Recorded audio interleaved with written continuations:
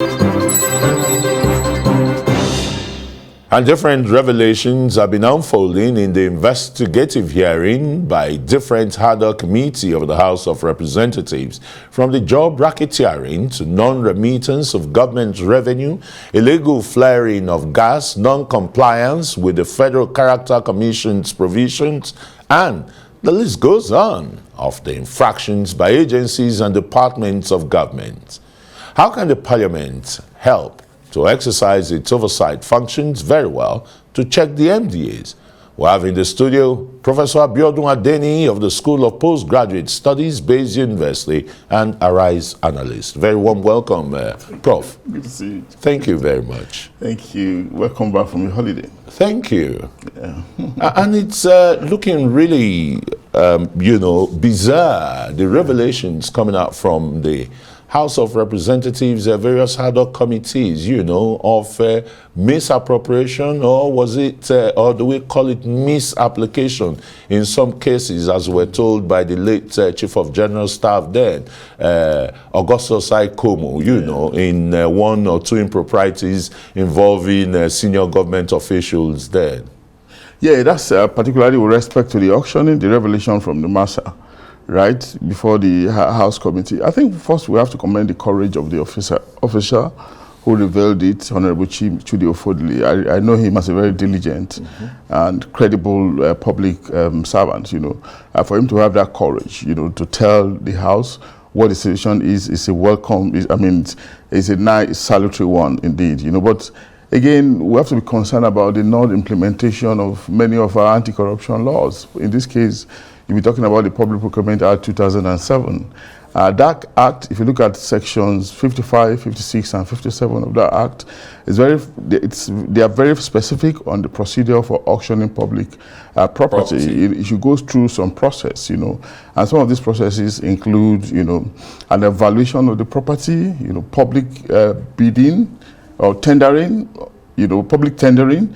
Then of course you move on to an open bidding, and of course all the bidders will be will be informed in a transparent manner. I'm not sure that agency, from the time even that if they publish, to advertise. Yeah, I'm not sure they follow that yeah. process, and that's actually the bane of our system, where we have salutary laws. If you look at the law in its entirety is very clinical, very exhaustive, to ensure transparency, quality, and accountability. But the problem again is execution. And if you look around again, it may not just be the Massa alone. Every agency is probably involved in this kind of infraction, one kind of infraction or the other. The laws are there, they'll be properly read, but rather than reading it to implement it properly, people are rather reading it and trying to learn how to circumvent it. That's the unfortunate thing about our system. But again, remember also, Christian, that we have several anti-corruption agencies. 5 of them are in the front line: EFCC, ICPC, the police. But the truth is that the police is in the front line of this, because when you look at the Nigeria Police Force, all these agencies were created out of them. Who populated them when they were created and the rest? You say you have the Force CID with its, criminal crimes department, frauds department. Yeah, what are they doing? But the good thing is that the police is still listed as an anti-corruption agency. Yeah. So among these other ones that we have highlighted. So what it tells us is that we have more than enough agency out there to help us deal with this infraction. But you find out that the malaise of corruption, it's not just systemic, it's endemic. It's a deep-seated, deep-seated problem that has continued, that is continuing, and we do not know when this will end, except there's a deliberate, campaign around value reorientation. And that reorientation will have to be led by a leader that is conscientious, that is determined to, not just prosecute, not just to apprehend, but prosecute and, of course, sanction infractions, so that it can be a deterrence to those behind. Otherwise, we'll just continue to talk about it. To go around in circles. And to continue ad infinitum. No, but look at the Federal Character Commission, the revelations that came out from that ad hoc committee. I think kudos to members of the House of Reps where applicants, job applicants, paid as much as 1 million, 2 million naira to get jobs. And you still have the characters in that Federal Character Commission still sitting on their desks. Well, it is what it is. And the unfortunate thing again is that the ones that we are learning about are the ones that are just come to the open. This thing is more general than you can imagine.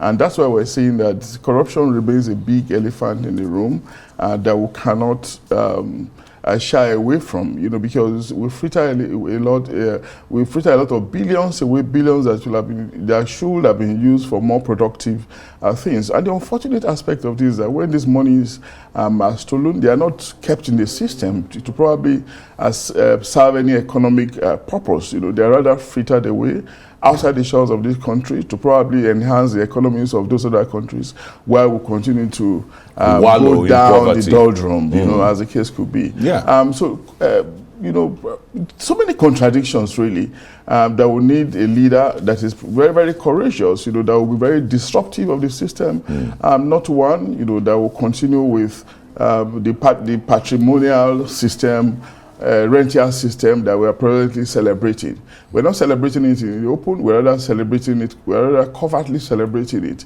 Where you go into government and of course people commend you for coming out a better person in terms of material condition and see you as smart rather than somebody who has just gone into government to elongate a malady that should not be in the first instance.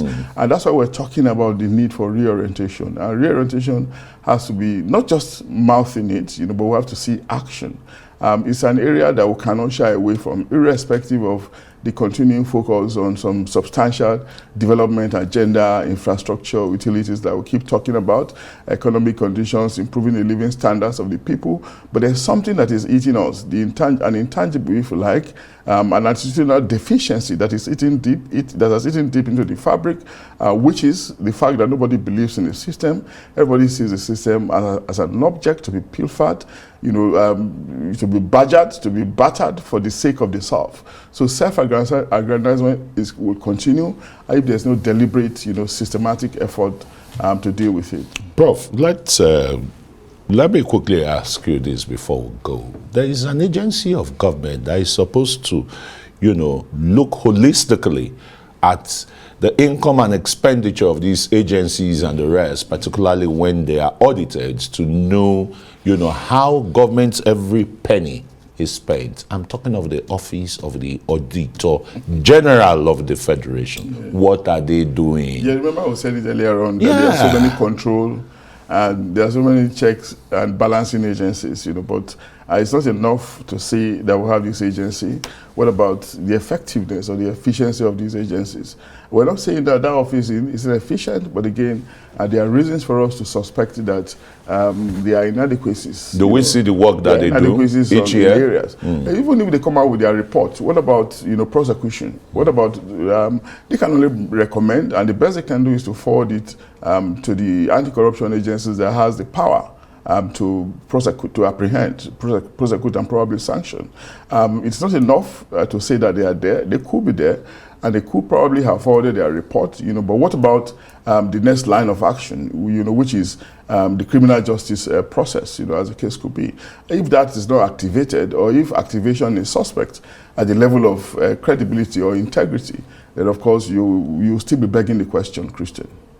And it looks as if haddock committees are even the best way to go, in unraveling these things. No, not necessarily. Is that what you would? No, not necessarily. We have had reports too, how some of these other committees have been compromised. Of course, those reports are media reports. We have had salacious, sensational reports of how they too, some of them, I'm not saying all of them, have gone behind, to corral agencies to donate some money or give them some money so that they can part of the oversight function. So that they can get some mild did you say yes? Report. Did you say yes? No, I'm not aware. I'm that's just part that, of the oversight function. I'm just saying media reports, You can't put words into my mouth.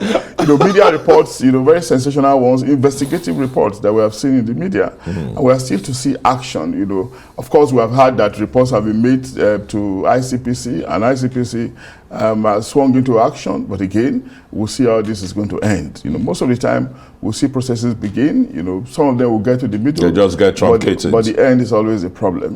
When there's no end, when there's no conclusive resolution of some of these processes, those coming behind will have no reason, to be deterred. And that's why we have an non-negation, the continuation of some of these problems that we're talking about.